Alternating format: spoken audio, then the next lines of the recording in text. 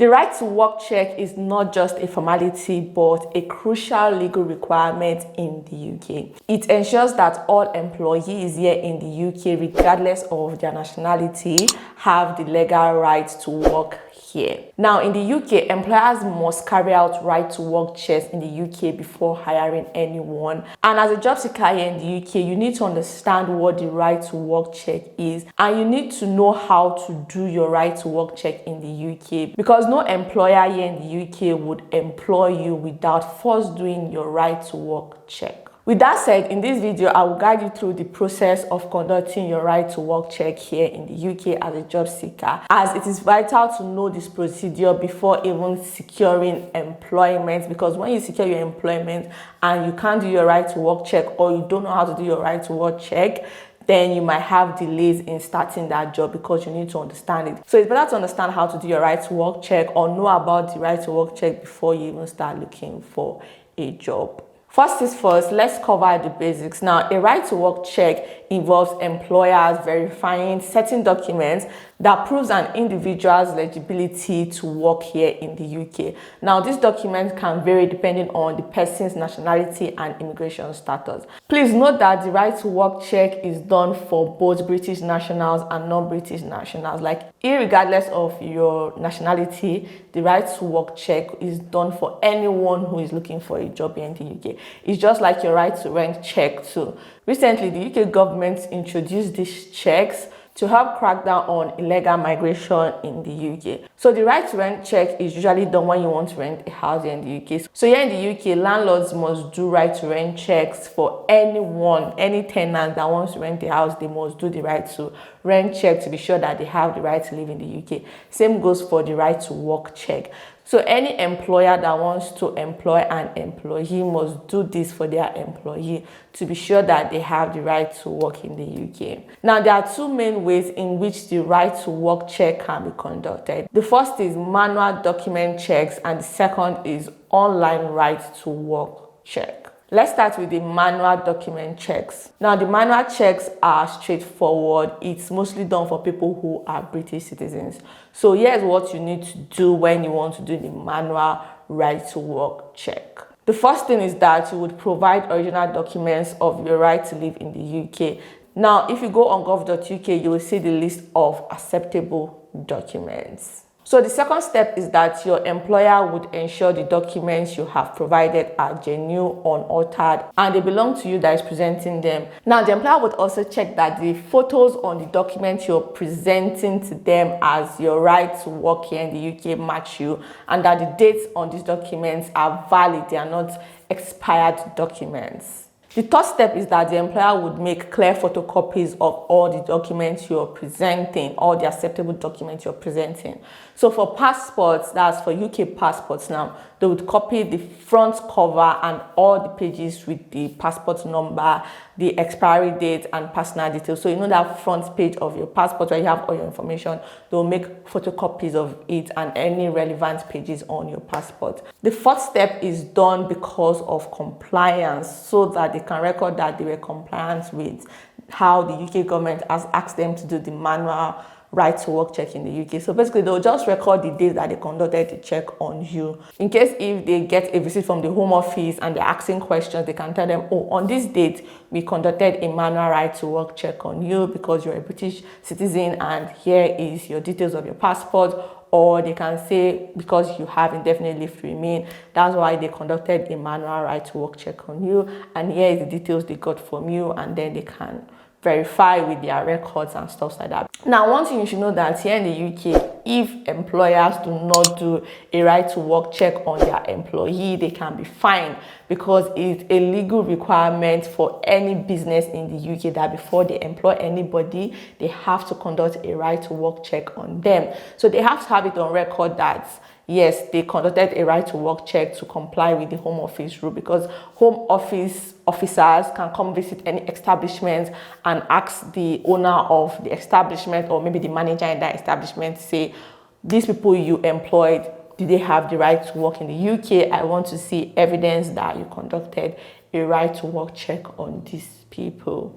Now, you need to remember that the employer would do the right to work check on you before you even start working. Now, one thing you should know about the right to work check here in the UK is that employers would always do the right to work check on you yearly, just to keep up with your immigration update and your immigration status. So they'll usually do it yearly. So there's always a follow-up checkup needed. So that's why when you're looking for jobs in the UK, if you have like 1 year left on your visa to work in the UK, you don't need to worry, because they can employ you, but before that year is over, let's say 2 months to when your 1 year is over, your employer would ask you, what is your next plan? Are you looking to go back to your home country, or do you have a way of extending your right to work in the UK, or probably your employer is willing to offer you visa sponsorship to continue doing your job? So they would always conduct this right to work check. But for those who are British citizens, I don't think they always do the follow-up check on them, because they don't have a time limit. Once they do it the first time, that is it. But if you're on a visa, I think they have to do it occasionally for you. Now, let's discuss the online right to work checks.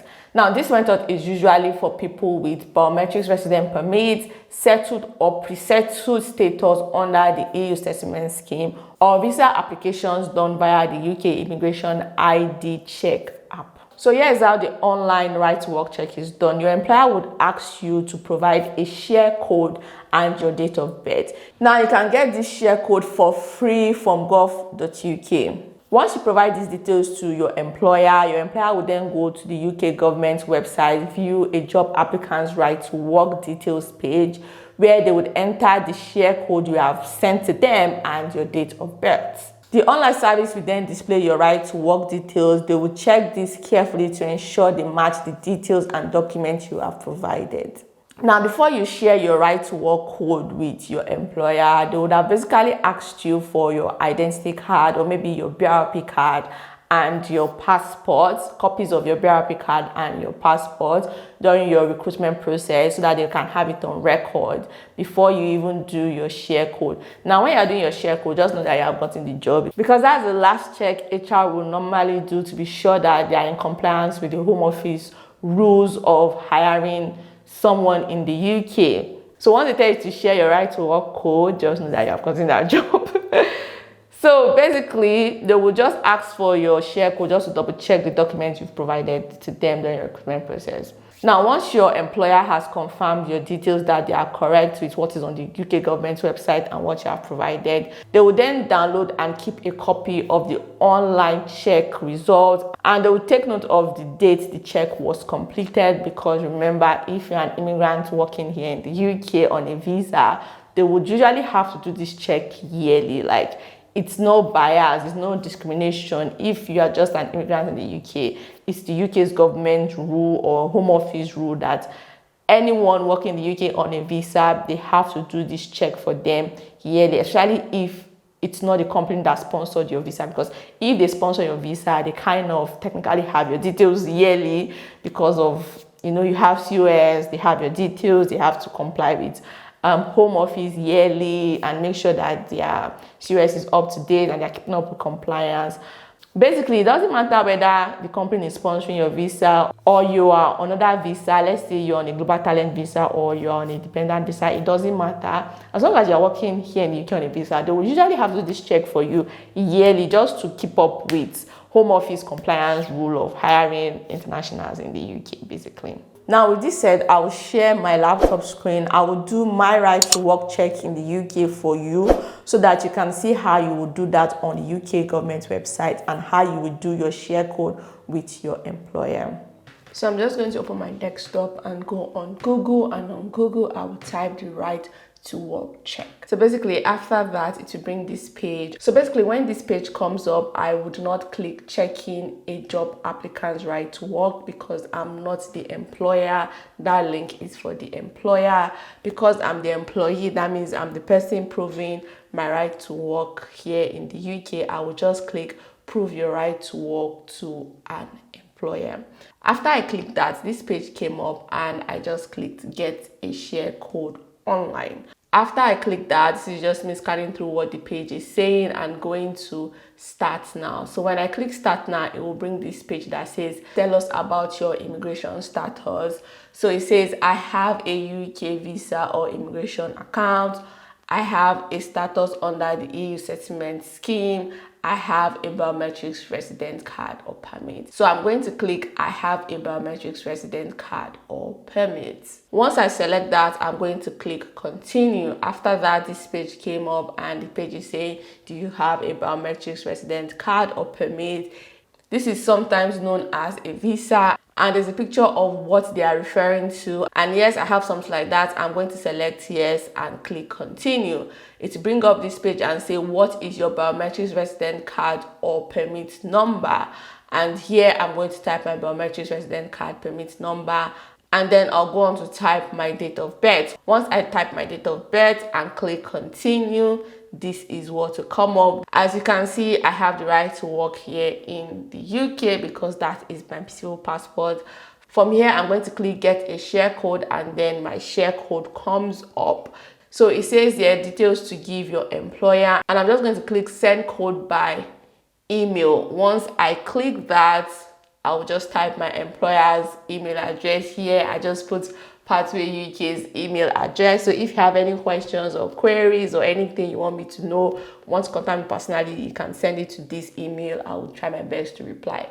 So once I put that email, I'm going to click send, and then it's going to send it to that email. So basically, here it says email sent. We have sent an email to Pathway UK. Obviously, that will be your employer's email address. And then it will tell you what your employer must do to view your right to work here in the UK. It just says you should enter your date of birth, and it will tell you when they must use this share code. That is it, guys. I hope that by following this step, you can ensure that you comply with the UK's right to work checks. If you found this video helpful, please give it a thumbs up and share it with others who might find it beneficial. You know, your sharing can help more people understand and navigate this process. If you have any questions, please leave it in the comment section below. I will be happy to help. Or maybe if someone else that is watching this video sees your comment in the comment section below and have an answer to your question, they can help you answer it.